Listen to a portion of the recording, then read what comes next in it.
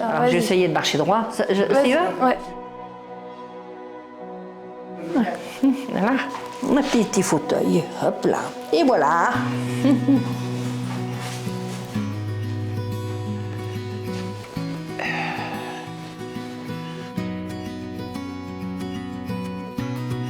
Je m'appelle Maryse, je suis née en 1945, donc je viens de fêter mes 80 ans. Je m'appelle Daniel, j'ai 82 ans. Tu filmes pour prendre de la graine? Ouais. Ah bon? Vraiment polyvalent dans la famille. Quand j'étais adolescente, j'avais des rêves, oui. Je voulais être une princesse. Voilà. Depuis toute petite, parce qu'évidemment je lisais beaucoup de livres, des contes comme ça, mais après plus tard, j'avais comme rêve, comme les jeunes filles, sans doute voyager, me marier avec quelqu'un de riche, tant qu'à faire, qui avait une belle voiture. Tu vois, tu m'as acheté un beau livre, alors j'ai essayé de mettre quelques souvenirs. J'ai passé une jeunesse agréable avec mes copines. On sortait qu'avec des filles en principe. J'allais souvent, on allait au bal de noces. Et on travaillait dur parce qu'à cette époque-là, on faisait 45 heures par semaine. Alors il me restait que le samedi après-midi pour faire ma mise en pli, pour me faire belle, pour sortir le samedi soir. Alors la vidéo, j'ai toujours aimé ça. J'allais 2 fois au cinéma par dimanche. J'étais complètement estomaqué de cinéma. Ah, ça, c'est une caméra. La première que j'ai achetée. Belle, hein? Toute petite, mignonne. Là, ça fait bizarre hein, par rapport aux petits écrans. J'aurais bien voulu aller à Paris, hein, me former à Paris. Mais c'était compliqué, venant de l'agriculture. Ça, c'est la colleuse. Ça ne plaisait pas tellement à mes parents et ne m'intéressait pas beaucoup à la ferme. Tu vois dedans? Oui. À l'époque, on ne parlait pas comme aujourd'hui de films, on ne parlait pas du tout de ça. Et c'est moi, un beau jour, en passant devant une vitrine de Fontenay-le-Comte, que tiens, cette caméra-là me plairait. L'appareil actuel. Performant, très fonctionnel. Ah, là, je me suis découvert une passion que je ne trouvais pas dans l'agriculture, que je trouvais nulle part. Et même aujourd'hui, c'est marrant, hein, mais instinctivement, je prends ma caméra, je vais faire n'importe quoi avec. Hein, il y a un événement quelque part, j'y vais. Ouf! Sauvé! Et hop, on est parti. Il y a quand même ta maman qui est là. Alors j'ai rencontré Daniel, c'est par l'intermédiaire d'une amie, de mon amie d'enfance qui s'appelait Annie. Elle avait fait un voyage avec Daniel, avec des jeunes, elle avait fait un voyage. Et Daniel, il avait filmé les vacances, ils avaient été en Yougoslavie. Un jour, après les vacances, il y avait une petite réunion. On a fait une projection, tous les copains qui y étaient. Alors Annie, qui avait fait ce voyage, me dit « Viens avec moi, viens ». Bon, alors, nous voilà partis. Puis j'ai fait connaissance de tout ce groupe-là. On s'est mis à se fréquenter comme ça. Un beau jour, Annie m'a emmené chez Maryse. Puis j'avais apprécié, son père est sculpteur, déjà ça changeait de mon milieu. Hein. J'étais fière du travail de mon papa. Ben oui, parce que mon papa était artiste, sculpteur. Il avait un atelier, il y avait un atelier chez nous, il travaillait. Et puis après, on voyait ce qu'il avait fait dans sur différents monuments, dans différentes villes. Bon ben, automatiquement, bon ben, t'es fier de voir une réalisation de ton papa quelque part. Moi, j'ai pas beaucoup de famille. Hein. J'adorais mon grand-père Félicien. Et lui, il a été un homme simple. Et moi, je l'ai toujours adoré, cet homme-là. Et tous les ans, ou 2-3 fois par an, je vais sur sa tombe.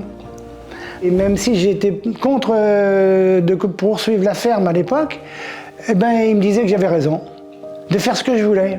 Il dit, oh, c'est bien la dernière année que tu me vois, qu'il me disait. Il me prévenait.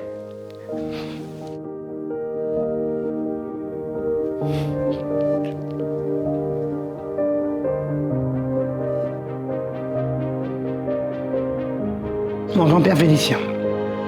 Ouais. Je voudrais qu'on pense de moi quand même que j'étais une personne gentille. J'ai jamais fait de mal à personne.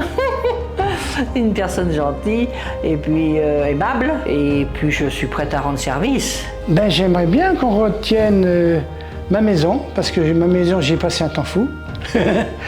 L'électricité que je maîtrisais à 100%, j'ai tout fait moderne et tout. Et ça va être le seul choc qui pourrait me tuer, ça. Ah oui. Si je rentre dans un EHPAD, et puis comme dit,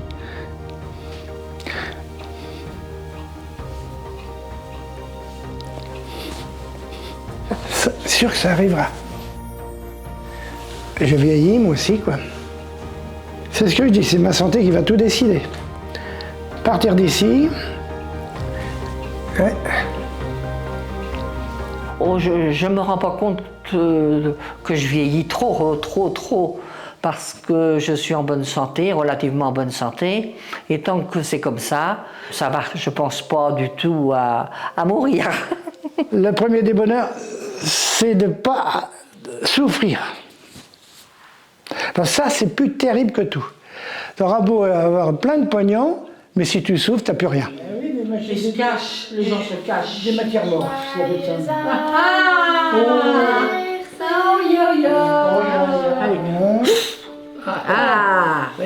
Ça y est, ça. C'est tellement lumineux. Tu prends avec ma soeur? Oui. Ma soeur? Ah, ouais. Allez, bon courage pour demain. Je viens d'avoir 80 ans, donc on a été à Belle-Île aussi faire quelque chose avec notre fille et ses enfants.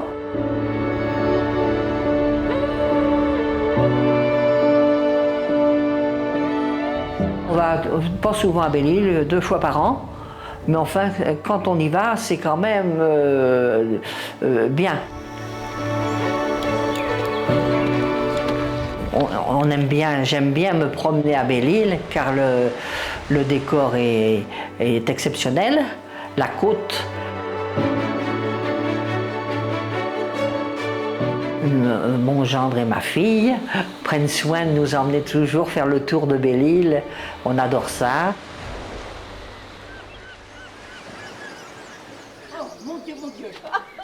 Oh, elle est tout en beauté, Simone. Oh, tu parles. Et cette année, on a été manger, on a été dans un restaurant avec toute la famille de Belle-Île. C'était très bien.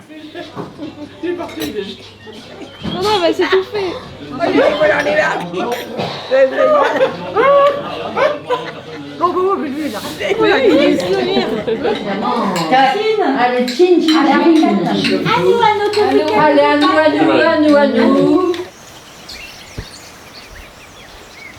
Alors, dans mon jardin, il y a une petite serre où je fais des tomates, artichauts, fraises et quelques aubergines et petits trucs comme ça. On va bientôt les cueillir. 15 et 3, 18. Une vingtaine.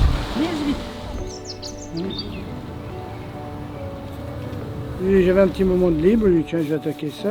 J'entretiens les statues qui sont dehors et celles qui sont dedans aussi. Là, on va le protéger. J'ai les peins en blanc surtout. Faut pas les peindre en couleur, il paraît que ça serait de la mascaraderie. C'est les spécialistes qui m'ont dit ça.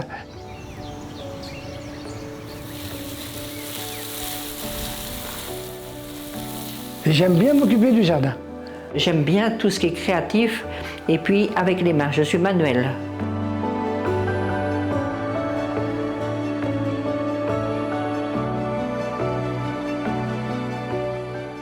Je suis dans une association qui s'appelle Brand Déco. C'est une association, les gens font des petites choses artistiques. Moi, je fais de la peinture sur porcelaine, mais je fais de la peinture aussi sur tableau.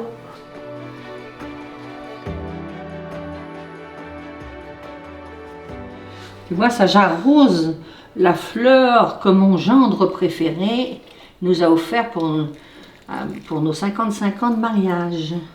Il est toujours beau. Je l'arrose tous les 15 jours un petit peu. Ça n'aime pas beaucoup l'eau, ces choses-là. Maintenant, il y a quand même une chose, je suis habituée à voir mes amis. Et ça, c'était dès qu'on ne se voit pas pour une raison quelconque, on saute une semaine, et ben il y a un manque. On va mettre en valeur le tableau. Et là, on est 4-5, Et on est vraiment comme des sœurs. Et tous les mercredis après-midi, je vais marcher avec elle. Puis après, ben, évidemment, ça se termine par un petit café et puis un petit gâteau. Il nous dira quand ça passera à France 3, parce qu'on n'a pas enlevé le coche. Ah, mais bah, non, sûrement pas, puis j'espère bien. La pâte à coquille est prête. Cookie. À cookie. J'aime bien faire de la pâtisserie, j'aime bien faire des gâteaux, bah, j'aime bien faire des cookies pour mes petits-enfants. Voilà. Tu sens pas l'odeur, hein? Moi, je la sens.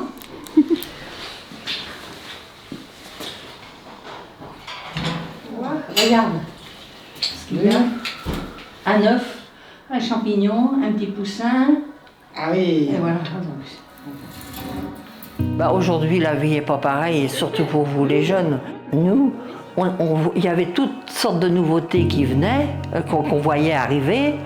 Les voitures, le cinéma, enfin des choses comme ça.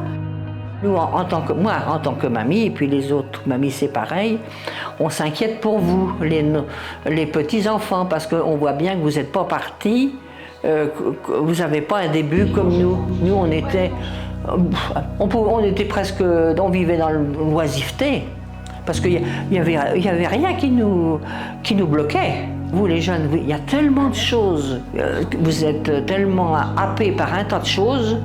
Il faut essayer d'être heureux. Voilà, essayer de se contenter de ce qu'on a.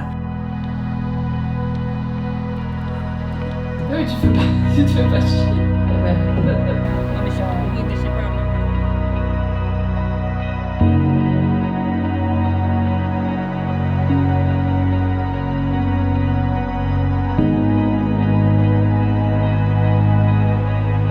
Non, mais je me plais bien comme je vis, comme ça. On a encore quelques années à vivre, hein, mais bon, on vient de changer notre cuisine, c'est pour encore vivre quelques années sans avoir mal, sans souffrir, et c'est mieux que d'aller en EHPAD. Tu te souviens? C'était moi? Oui, tu avais fait ça quand tu avais eu 10 ans.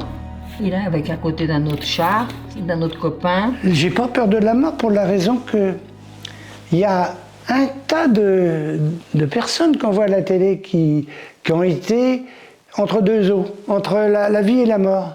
Quand ils reviennent, ils sont tous contents. Ils sont plus heureux que nous. Nous, on souffre et tout. Les morts, ils souffrent pas. Et tout. Ils souffrent pas. Alors pourquoi avoir peur de la mort? Oh, j'ai pas peur de la mort. Non, j'aimerais autant que ça se passe bien quand même. Non, on préférait mourir tranquillement, indépendant, jusqu'au bout. Je crois quelque chose après la vie, je crois surtout que je pense qu'on se retrouvera, nos âmes se retrouveront dans l'au-delà et qu'on sera dans un pays merveilleux et qu'on sera tranquille, tout ira bien et que tout ira bien, voilà. La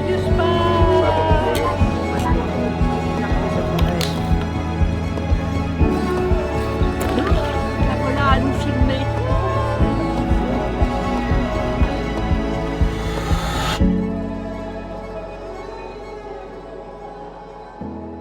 Est-ce que tu as quelque chose à ajouter sur tout ça? Oh, bah non, bah je suis contente parce que j'ai ma petite fille qui est vidéaste. Et puis comme ça, bah, elle aura un souvenir. Et alors donc, et puis elle fait bien les choses. Alors j'espère qu'elle va réussir dans son métier. Il n'y a pas de raison d'ailleurs, parce que je la connais, elle est persévérante. Alors je pense que tout va aller. Moi, si tous mes petits-enfants réussissent, c'est merveilleux pour moi. Voilà.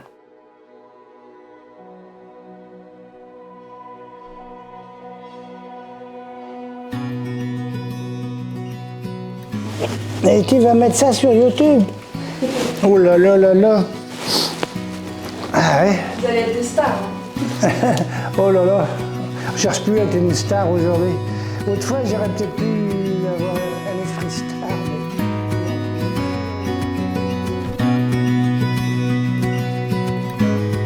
Il est grand temps de faire ça parce que la mémoire va s'en aller. Puis dire, et puis il n'y aura plus rien à dire. Ouais, c'est pour ça. Il est temps.